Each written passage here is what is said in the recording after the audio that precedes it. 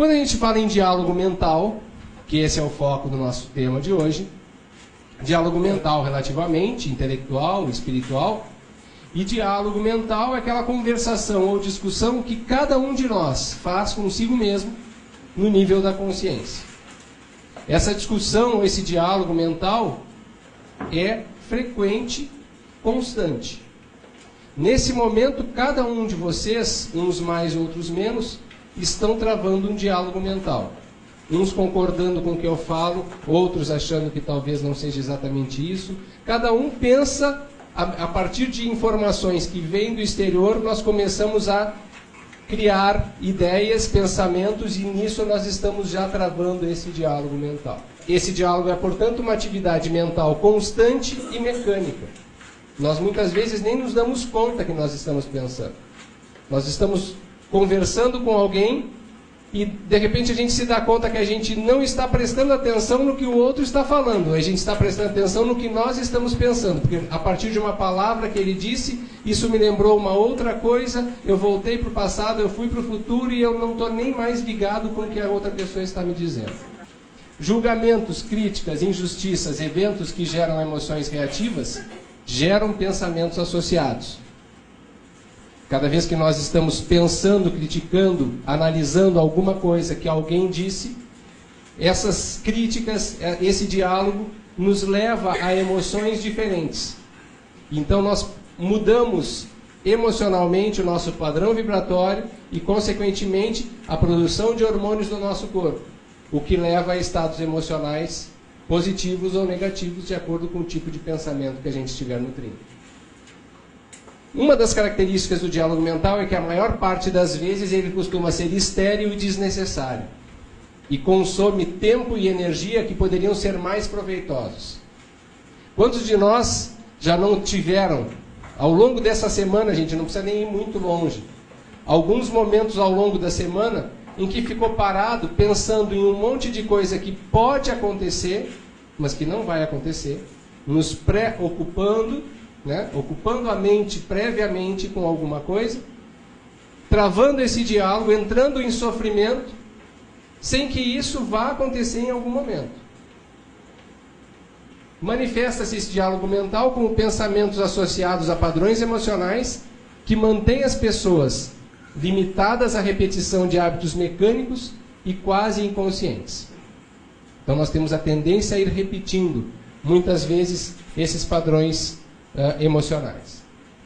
É então necessário prestar atenção a esse fenômeno para se constatar que esse diálogo mental ocorre geralmente de forma constante e descontrolada. Isso vai nos levar a algo que já foi dito há muito tempo e que a gente ainda não se deu conta do quanto nós temos a necessidade de fazer, que é conhece-te a ti mesmo. Para aquietar o diálogo mental, nós precisamos então aprender a ser capazes de atingir o controle e o silêncio mental. Que os orientais trabalham muito, que os ocidentais estão ainda engatinhando nesse processo de aprender a controlar esse diálogo através do silêncio. Como origem e manutenção do diálogo estão apoiados principalmente na mecanicidade, ou seja, no fato de que o diálogo ele é mecânico e a gente não se dá conta dele. E no estado de adormecimento da consciência, porque nós não temos o foco dentro daquilo que nós estamos pensando, o esforço em modificar significa esforço contra o mecanismo em si próprio. É identificar que esse diálogo que nós tanto mantemos, ele pode ser controlado à medida em que a gente vai silenciando um pouco e se ouvindo mais. Ouvindo a si mesmo, ouvindo as nossas emoções, o que elas estão nos dizendo. Como causas e consequências desse diálogo mental, na maior parte dos casos, ele surge como uma resposta associativa a processos internos, que são desencadeados por algum evento externo ou por alguma sensação pessoal que aconteceu ao acaso. Nós muitas vezes estamos diante de um fato, e aquele fato nos leva a começar a lembrar de situações semelhantes. Essas situações semelhantes nos lembram de outras situações e nós começamos a conversar conosco mesmo, de repente uma situação, uma palavra que foi dita, nos leva a entrar num estado alterado, emocional, com sofrimento muitas vezes, simplesmente porque a gente não se deu o tempo de ficar um pouco mais quieto. A maioria das linhas de pensamento não é sequer conscientizada. Nós falamos muitas vezes coisas que nós não queremos. E aí é aquele cuidado em que, assim como a gente fala para os outros coisas que causam sofrimento, uma palavra dita é como uma flecha atirada, e no momento que ela foi atirada, ela pode causar um prejuízo muito grave, atingindo órgãos nobres. Uma palavra dita para nós mesmos, com frequência, também causa sofrimento. Aprender a estar mais consciente e buscar controlar esses processos torna-se então uma ferramenta muito importante. Conscientes, aprendendo a conhecer a si mesmo. E buscar o controle através das técnicas que nós vamos trabalhar em seguida. Geralmente os pensamentos que fazem parte desse diálogo se referem a projeções do passado ou do futuro.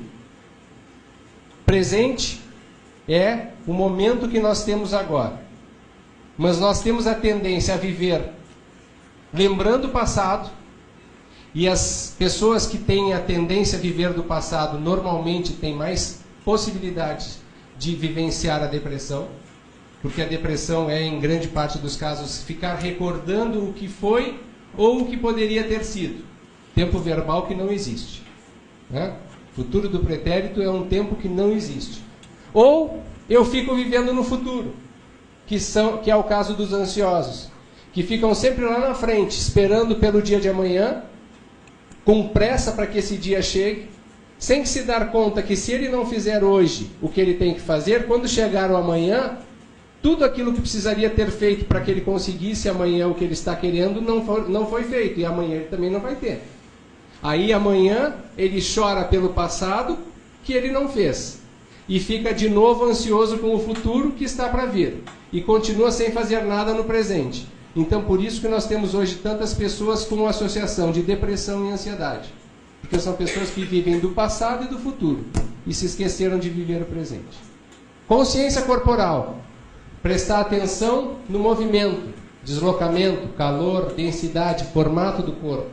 Uma das formas da gente começar a aquietar um pouco o diálogo mental, em que, percebendo as informações captadas pelos 5 sentidos, né, visão, audição, olfato, tato e paladar, nós podemos manter a nossa atenção voltada para isso. Na verdade, a consciência corporal ela é muito utilizada pela meditação como uma forma de foco durante a meditação. Visualização é uma outra técnica que se pode utilizar para ajudar a controlar o diálogo mental. A prática inicial da visualização consiste em manter a concentração focalizada em objetos ou cenários, mais ou menos complexos, que são projetados numa tela mental. A dificuldade que às vezes as pessoas têm na questão da visualização é que elas querem enxergar com a mente da mesma forma como nós vemos com os olhos. E visualizar é diferente de enxergar. Nós vamos visualizar imaginando algo na nossa mente. Relaxamento. Muitos agora gostariam de estar nessa banheira, deitados, relaxando, né? É uma coisa boa. Às vezes a gente tem até a banheira em casa. E quantas vezes a gente usou a banheira para relaxar? Né? Tem uma piscina em casa, no condomínio, no clube. Quantas vezes a gente foi na piscina para a gente relaxar? A gente não se deu tempo para isso. Né? Então, nós temos que começar a também nos dar o tempo para que a gente possa relaxar. Como uma das consequências do estresse é a tensão muscular, o relaxamento é um excelente antídoto contra o estresse. Só que a gente precisa se dar esse tempo para estar relaxando. Respiração também é um outro tipo de exercício que nos ajuda a controlar a ansiedade, a controlar o estresse. Os exercícios de respiração são eficazes na redução da ansiedade, da depressão, do cansaço, da irritabilidade e da tensão muscular. E ele acalma o diálogo mental e reduz o estresse. Só que Parece mentira, mas muita gente não sabe respirar. Né? Vamos fazer o seguinte. Uma das coisas que a gente sabe é assim, ó, nós temos que usar diafragma para respirar adequadamente. Tá? Então agora, todo mundo solta o que tiver na mão. E eu vou pedir para que vocês, nesse momento, respirem fundo 2 vezes, do jeito de vocês. Respira fundo e solta.